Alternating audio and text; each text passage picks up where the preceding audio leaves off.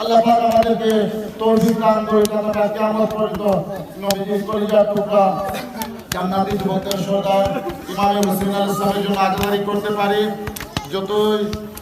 আসলে আমরা না বুঝি, আমরা বুঝে না বুঝে অনেক কথা বলে ফেলি যে এগুলা করা বেরবা এগুলা করা যাবে না, কিন্তু একটা হাদিস আমি বলি, শুধু একটা হাদিস বলি। যখন ইমাম হুসাইনের শহীদ হওয়ার খবর জিবরিল আমিন রাসূলের কাছে এনে দিলেন, রাসূল তখন